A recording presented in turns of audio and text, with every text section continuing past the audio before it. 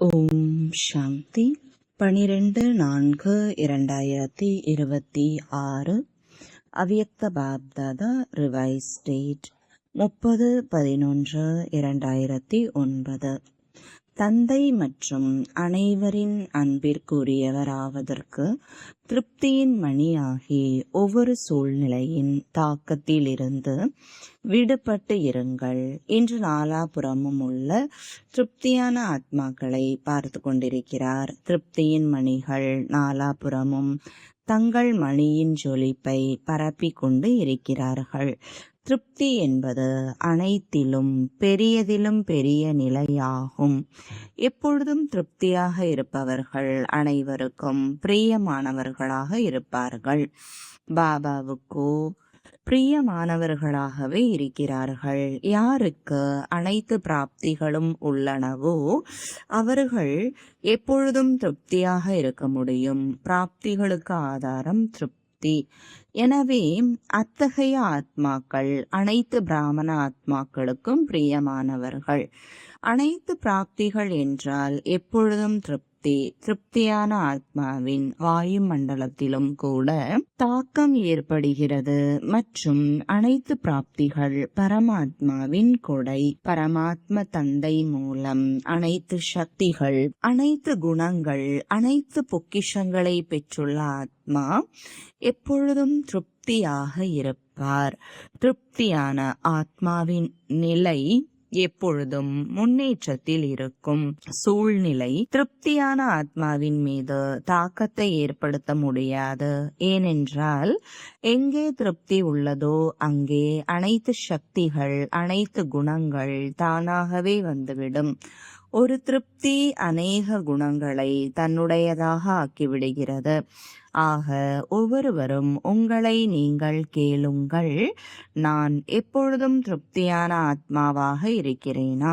திருப்தியான ஆத்மா எப்பொழுதும் அனைவரின் பாபாவின் நெருக்கமான மற்றும் சமமான நிலையில் இருப்பார். ஆனால் இந்த ஸ்திதியில் இருப்பதற்காக எப்பொழுதும் பார்வையாளர் என்ற நிலை இருக்க வேண்டும்.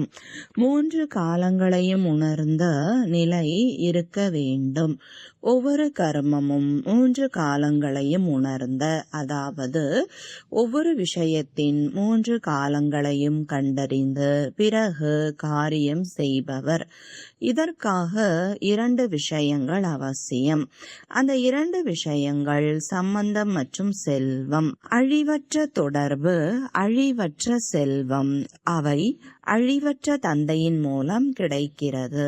அழிவற்ற செல்வமும் சம்பந்தமும் என்பதால் ஆத்மா எப்பொழுதும் திருப்தியாக உள்ளது மற்றும் பாபாவிற்கும் அனைத்து ஆத்மாக்களுக்கும் மிக பிரியமானதாக ஆகிவிடுகிறது. எந்த ஒரு குழப்பமான சூழ்நிலையும் மாயையின் ரூபத்தில் வருகிறது என்றால் பயப்படுவது இல்லை. எல்லையற்ற திரையில் மிக்கி மவுஸ் விளையாட்டு நடைபெற்று கொண்டிருக்கிறது. கவலை கொள்வது இல்லை. மிக்கி மவுஸ் விளையாட்டை பார்த்து மன மகிழ்ச்சி அடைகிறார்கள்.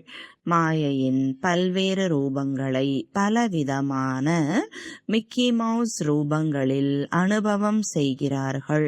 அந்த மாதிரி நிலையின் அனுபவம் தந்தை மூலமாக அனைவரும் செய்யத்தான் வேண்டும் மற்றும் செய்தும் இருக்கிறார்கள். பாப்தாதா பார்க்கிறார், பயமற்ற ஒருமுகத்தன்மையுடன் கூடிய புத்தியுள்ள வெற்றியாளர்களாகிய ஆத்மாக்கள் எந்த ஒரு குழப்பமான சூழ்நிலையிலும் மேலே கீழே ஆக மாட்டார்கள். பாபாவிற்கு ஒவ்வொரு குழந்தையிடமும் சுபமான ஆசை உள்ளது. அதாவது ஒவ்வொரு குழந்தையும் எப்பொழுதும் வெற்றியாளராகி பாபாவிற்கு தன்னுடைய வெற்றி சொரூபத்தை காட்ட வேண்டும். எனவே ஒவ்வொருவரும் தன்னைத்தான் கேட்டுக்கொள்ளுங்கள், நான் யார்? பாப் தாதா இதற்கு முன்பும் சொல்லியிருக்கிறார். எப்போதாவது என்ற சொல்லை சமயப்படி இப்பொழுது பிராமணர்களின் அகராதியில் இருந்து எடுத்து விடுங்கள். பாபாவிடமிருந்து சதா காலத்திற்கான ஆஸ்தி பெற வேண்டும் எனும் பொழுது ஒவ்வொரு பிராப்தியும் பெற்றாக வேண்டும். ஏனென்றால் பாபாவின் நம்பிக்கைகளை நிறைவேற்றுகிற நம்பிக்கை தீபங்கள் அவர்களின் எண்ணத்தில் கூட எப்போதாவது என்ற சொல் வர முடியாது. ஏன்? எப்பொழுதும் பாபாவின் துணையாகவும் துணைவராகவும் இருப்பவர்கள், கூடவே இருக்கக்கூடியவர்கள் மற்றும் துணைவராகி உலக மாற்றத்திற்கான காரியத்தை செய்பவர்கள். எனவே சொல்லுங்கள், இந்த சதா காலத்திற்குமான வரதானத்தை தந்தையிடமிருந்து பெற்று கொண்டீர்கள் தானே? இதையோ பிறவி எடுத்ததுமே பாப்தாதா ஒவ்வொரு குழந்தைக்கும் இந்த வரதானத்தை தான் கொடுக்கிறார். எப்பொழுதும் யோகியாகுங்கள், தூய்மையாகுங்கள். அந்த வரதானத்தின் மூலமாக கிடைக்கும் பிராப்திகள் அனைத்தும் சதா காலத்திற்கும் இருக்கும், எப்போதாவது இல்லை. ஆக குழந்தைகள் அனைவரும் சதா காலத்திற்கான அதிகாரிகள்.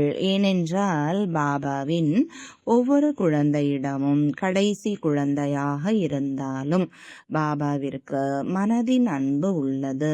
ஏனென்றால் பெரிய பெரிய மனிதர்கள் தங்களை புத்திசாலி என நினைப்பவர்களும் கூட பாபாவை அறிந்து கொள்ள முடியவில்லை.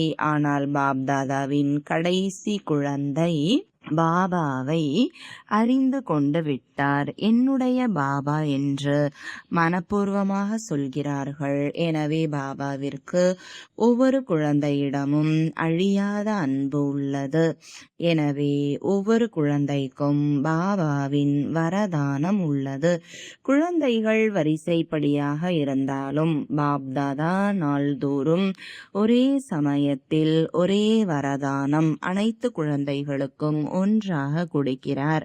பாப்தாதாவின் ஒவ்வொரு குழந்தையும் வரிசைப்படியாக இருந்தாலும் என்னுடைய பாபா என்று சொல்லிவிட்டால் ஒவ்வொரு நாளும் வரதானத்திற்கு அதிகாரி ஆகிவிட்டார்கள்.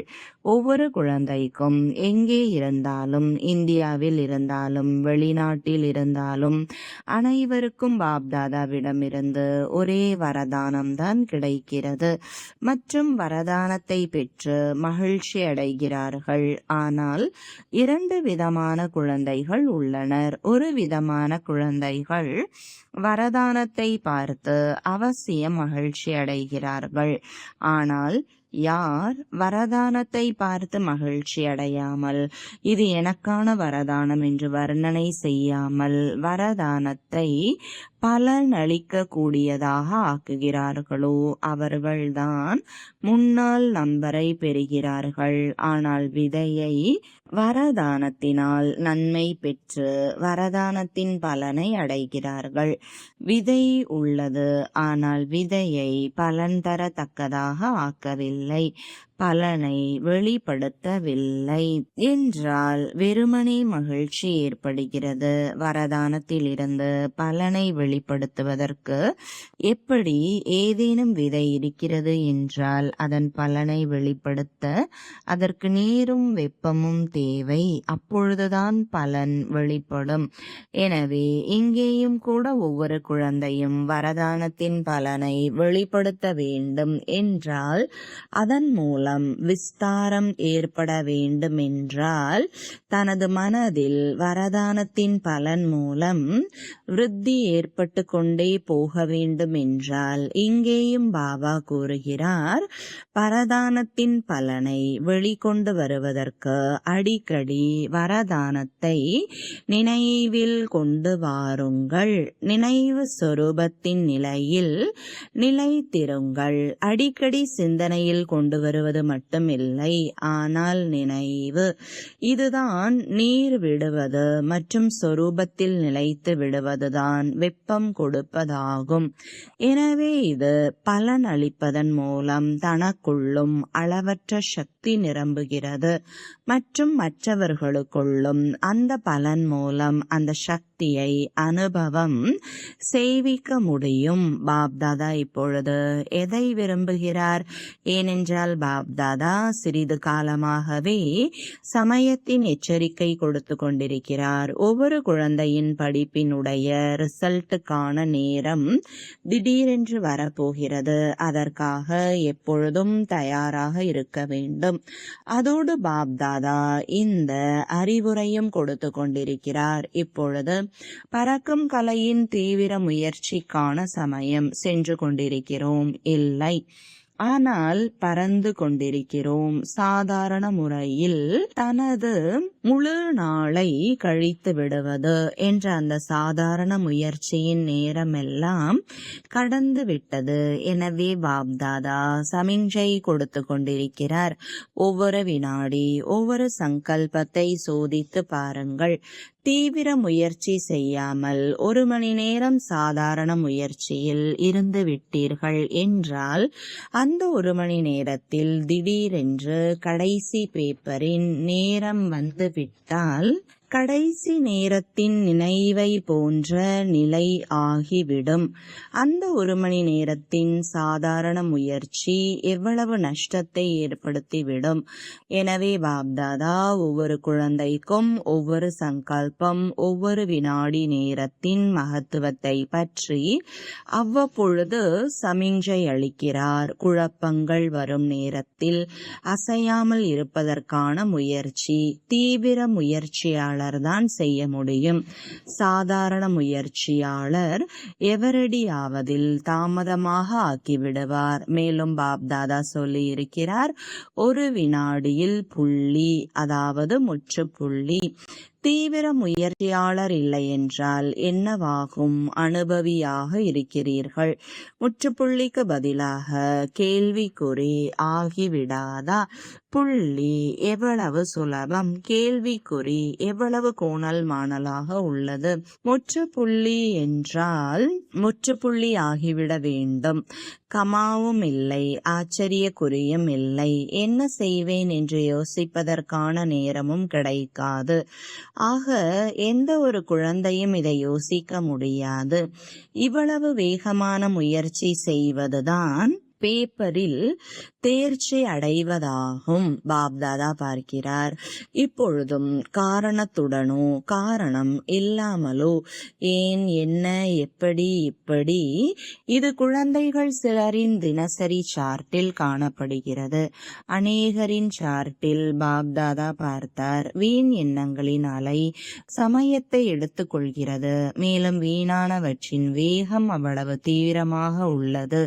சாதாரண சங்கல்பத்தின் 1 மணி நேரம் மற்றும் வேகமான சங்கல்பத்தின் 1 நிமிடத்திற்கு சமம். எனவே இன்று இதை பார்த்து கொண்டிருந்தார். அனைவருக்கும் பிரியமான பாப்தாதாவிற்கு பிரியமான திருப்தியான ஆத்மாக்கள் யார் யார்? திருப்தியான ஆத்மாவின் சங்கல்பத்தில் கூட இது ஏன், என்ன என்ற வார்த்தைகள் கனவிலும் வராது. ஏனென்றால் அந்த ஆத்மாவிற்கு விசேஷமாக 3 விஷயங்கள், 3 புள்ளிகள் நினைவில் இருக்கும். ஆத்மா, பரமாத்மா மற்றும் நாடகம். 3ஐயும் சமயத்தில் காரியத்தில் ஈடுபடுத்த முடியும். ஏனென்றால் அத்தகைய சமயத்தில் அனைத்து சக்திகளின் பொக்கிஷம் அவசியம். மேலும் எந்த நேரத்தில் எந்த சக்திக்கு கட்டளையிடுகிறாரோ அந்த சக்தி ஆஜராகிவிட வேண்டும். அவரே மாஸ்டர் சர்வசக்திவான் ஆவார். பொறுமையின் சக்தி வேண்டும். ஆனால் எதிர்கொள்ளும் சக்தி வந்துவிட்டால் அதுவும் சக்திதான். ஆனால் அந்த சக்தி பயன்படாது. எனவே அனைத்து பொக்கிஷங்களின் சாவி 3 புள்ளிகளாகும். நீங்கள், பாபா மற்றும் நாடகம். ஆக பாப்தாதாவிற்கு ஒரு சங்கல்பம் உள்ளது. சொல்லட்டுமா? செய்ய வேண்டியது இருக்கும். யார் செய்வதற்கு தயாராக இருக்கிறார்களோ அவர்கள் கைகளை உயர்த்துங்கள். செய்தே ஆக வேண்டும். நல்லது, அனைவரும் கை உயர்த்தி கொண்டிருக்கிறார்கள். மனதின் கையை உயர்த்தி கொண்டிருக்கிறீர்களா அல்லது ஷரீரத்தின் கையை உயர்த்தி கொண்டிருக்கிறீர்களா? மனதின் கை உறுதியாக இருக்கும். இந்த 15 நாள் கடந்து போகும் பொழுது இந்த விசேஷமான பயிற்சியை செய்யுங்கள். மேலும் அவரவர் கிளை நிலையங்களில் இருப்பவர்களையும் செய்ய வையுங்கள். சுற்றி சுற்றி வந்து ஃபோன் செய்து அவர்களுக்கு நினைவுபடுத்துங்கள். வீட்டு பாடம் செய்து கொண்டிருக்கிறீர்களா என்று. என்ன வீட்டு பாடம்? சுலபமானது. பலவிதமான சூழ்நிலைகளின் பிரச்சனைகளை கடந்து செல்கிறீர்கள். ஆனால் இந்த 15 நாட்களும் ஒவ்வொருவரும் சங்கல்பம், வாய்மொழி மற்றும் கர்மத்தில் குறைந்தது 80% மதிப்பெண்களை பெற வேண்டும். பிறகும் பாப்தாதா 20% இதில் கிரேஸ் மார்க் தருகிறார். சம்மதம் தானே? சம்மதமா? இந்த வீட்டு பாடத்தை கொடுக்கட்டுமா? நல்லது. 15 நாட்கள் மாயையும் கேட்டுக்கொண்டிருக்கிறது. பிரச்சனைகள் வரத்தான் செய்யும். பிரச்சனைகளை பார்க்க கூடாது, பாஸ் ஆக வேண்டும். இதை நினைவில் வையுங்கள். 15 நாட்கள் பெரிய விஷயமில்லை. ஆனால் ஒவ்வொருவரும் உண்மையான தூய்மையான மனதோடு கனவிலும் கூட சங்கல்பம், பேச்சு மற்றும் கர்மத்தில் தேர்ச்சி அடைந்து விட வேண்டும். முடியுமா? ஆசிரியர்கள் சொல்லுங்கள், முடியுமா? 15 நாள் என்பது ஒன்றுமே இல்லை. ஆனால் பாப்தாதா ஒத்திகைக்காக சொல்கிறார். சங்கல்பம் கூட வீணாக கூடாது, யுத்தம் செய்யக்கூடாது, வெற்றியாளர் ஆக வேண்டும். 15 நாட்களுக்கு முழு வெற்றியாளர். கஷ்டமா அல்லது சுலபமா? கஷ்டமா அல்லது சுலபமா? சுலபம் என்பவர்கள் கை உயர்த்துங்கள். எளிதுதானே? பாப்தாதா இந்த 15 நாட்களின் முடிவை பார்க்கிறார். பிறகு முன்னேறச் செய்வார். 15 நாள் யார் வேண்டுமானாலும் செய்யலாம் அல்லவா? மதுபன் வாசிகள் கையை உயர்த்துங்கள். மதுபன் வாசிகள் முன்னால் அமர்ந்துள்ளார்கள். நன்று. வெளிநாட்டினர் அல்லது இந்தியர்கள் அனைவரும் செய்யத்தான் வேண்டும். கிராமத்தினரோ பெருநகரங்களில் வசிப்பவர்களோ அனைவரும் 15 நாட்களுக்கான பதிவேட்டை வைக்க வேண்டும். என்ன, ஏன் என்ற கேள்விகள் எழக்கூடாது. என்ன செய்வது? விஷயமே அவ்வாறு இருந்தது என்று இதுபோல சொல்லக்கூடாது. 80% எடுத்தே ஆக வேண்டும். பிறகும் பாப்தாதா லேசாக்கி கொண்டிருக்கிறார். 20% விட்டு விட்டார். ஏனென்றால் பாப்தாதா பார்க்கிறார், எங்கெங்கோ போக போக மாயை அலட்சியம் மற்றும் சோம்பலில் கொண்டு வந்து விடுகிறது. ராயலான கவனக்குறைவு. இது இருந்தது, அது இருந்தது. இது ராயலான கவனக்குறைவு. சோம்பல் இது தீவிர முயற்சியில் குறைவை ஏற்படுத்துகிறது. ஏனென்றால் இப்பொழுது பாப்தாதா யாரெல்லாம் மாணவர்கள் உள்ளனரோ ஒவ்வொரு மாணவருக்கும் இப்பொழுது முதலில் இந்த 15 நாளுக்கான ஒத்திகையை செய்வித்து சிறிது காலத்திற்கு இது போலவே பயிற்சி செய்விக்க விரும்புகிறார். இதற்கு அனைவரையும் கை உயர்த்த சொல்கிறார். எவரடி என்றால் அனைவரும் கை உயர்த்தலாம். இதற்காக நீண்ட கால பயிற்சி தேவை. அதனால் இந்த சிறு அபியாசத்தை செய்விக்கிறார். நல்லது. முதல் முறையாக எவ்வளவு பேர் வந்திருக்கிறீர்கள்? எழுந்து நில்லுங்கள். நல்லது. உங்களுக்கு பாப்தாதாவின் முன்னிலையில் வந்து இந்த நாளுக்கான மிக மிக வாழ்த்துக்கள். வாழ்த்துக்கள். பாபாவின் பார்வை குழந்தைகள் மீது பட்டது மற்றும் குழந்தைகளின் பார்வை பாபாவின் மீது பட்டது. ஆக மிக மிக வாழ்த்துக்கள். நல்லது. மற்றும் கேக் இல்லை, ஆனால் மகிழ்ச்சியின் கேக் சாப்பிடுங்கள். நல்லது. இப்பொழுது தாமதமாக வந்திருக்கிறீர்கள், ஆனால் வேகமாக சென்று முன்னால் நம்பர் பெற இயலும். எனவே பாப்தாதாவின் சார்பாக மற்றும் உங்கள் துணையில் உள்ள அனைத்து சகோதர சகோதரிகளின் அனைவரின் வாழ்த்துக்கள். வாழ்த்துக்கள். அந்த மாதிரி இது முன் உதாரணமாகும். கடைசியில் வந்தவர் கூட வேகமாக சென்று முதல் வரிசையில் வர முடியும். நல்லது. நாலாபுறமும் உள்ள பாப்தாதாவின் பாப்தாதாவின் ஆசைகளை நிறைவேற்றக்கூடிய நம்பிக்கை தீபங்கள்.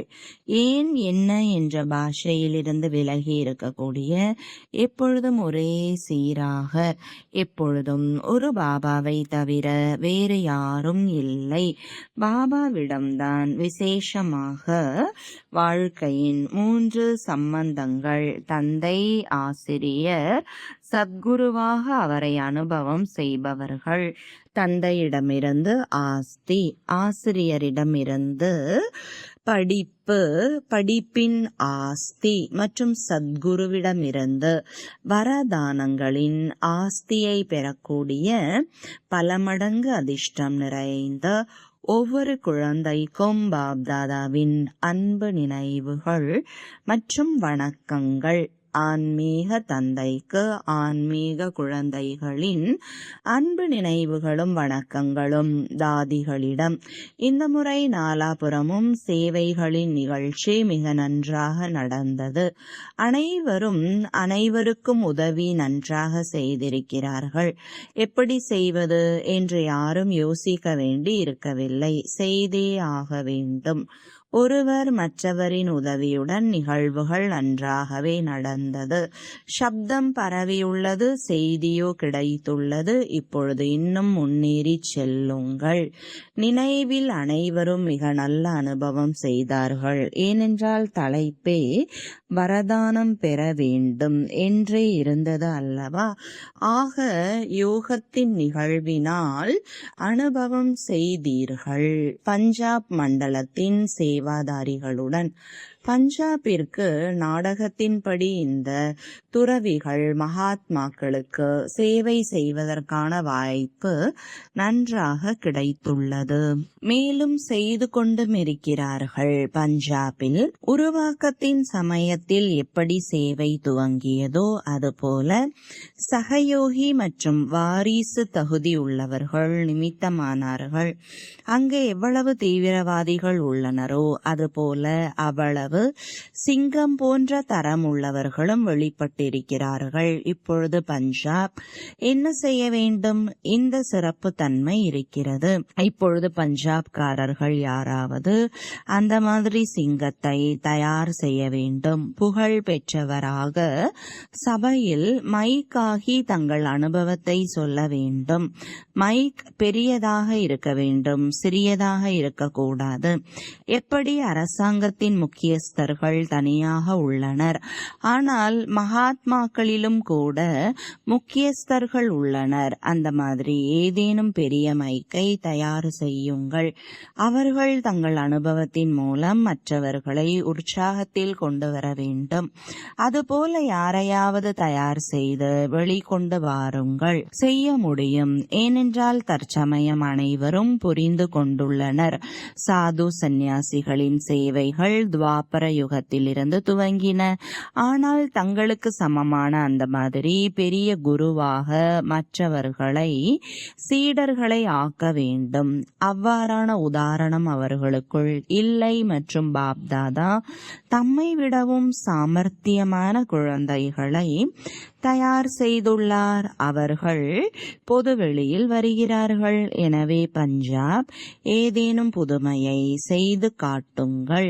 அனைத்து தரப்பிலிருந்தும் முக்கியஸ்தர்கள் வருகிறார்கள். ஆனால் நீங்கள் அவ்வாறு கொண்டு வாருங்கள். அவர்களை பார்த்து அனைவரும் விழித்து கொள்ள வேண்டும். செய்தி கிடைக்க வேண்டும். முடியுமா? பார்க்கலாம். கொஞ்சம் சமயம் பிடிக்கிறது. ஆனால் அதுபோல யாரையாவது தயார் செய்து காட்டுங்கள். மற்றபடி விருத்தி ஆகிக் கொண்டே இருக்கிறது. நல்லது. வரதானம். பாபாவின் கை மற்றும் துணையின் நினைவு மூலம் கடினமானதை சகஜமாக ஆக்கக்கூடிய கவலையற்றவர் ஆகுக. எப்படி யாராவது பெரியவர்களின் கையோடு கை சேர்த்தால் ஸ்திதி கவலையற்றதாக உள்ளது. அதுபோல ஒவ்வொரு கர்மத்திலும் இதையே புரிந்து கொள்ள வேண்டும். பாப்தாதா என்னோடு கூடவே இருக்கிறார். மற்றும் நமது இந்த அலௌகீக வாழ்க்கையின் கை அவருடைய கையில் உள்ளது. அதாவது வாழ்க்கை அவரிடம் ஒப்படைக்கப்பட்டுள்ளது. எனவே பொறுப்பும் அவருடையதாக ஆகிவிடுகிறது. அனைத்து சுமைகளையும் தந்தை மீது வைத்துவிட்டு தன்னை லேசாக்கிக் கொள்ளுங்கள். சுமையை இறக்கி விடுவதால் கடினத்தை சகஜமாக்கக்கூடிய சாதனம் பாபாவின் கை மற்றும் துணை. ஸ்லோகன்: முயற்சியில் உண்மை இருக்குமானால் பாப்தாதாவின் அதிகப்படியான உதவியை அனுபவம் செய்வீர்கள். அவ்யக்த சமிஞ்சை: மகானாவதற்காக இனிமை மற்றும் பணிவு என்ற குணங்களை கடைபிடியுங்கள். யாராவது உங்களோடு மோதலை உருவாக்குகிறார்கள் என்றால் நீங்கள் அவருக்கு உங்களுடைய அன்பு என்ற தண்ணீர் கொடுங்கள். நீங்கள் உங்களுடைய இனிமை மற்றும் பணிவின் குணத்தை விட்டுவிடாதீர்கள். பணிவு என்ற ஆடை அணிந்து அமர்ந்திருங்கள். இந்த பணிவுதான் கவசமாகும். அது பாதுகாப்பிற்கான சாதனம். சுபாவங்களின் நடனம் இணக்கமாவதற்கான அனைத்திலும் சுலபமான வழி தான் பணிவாக மற்றும் இனிமை நிறைந்தவராக ஆகிவிடுவது. அடுத்தவர்களுக்கு உன்னதமான இருக்கையை கொடுத்து விடுங்கள். ஓம் சாந்தி.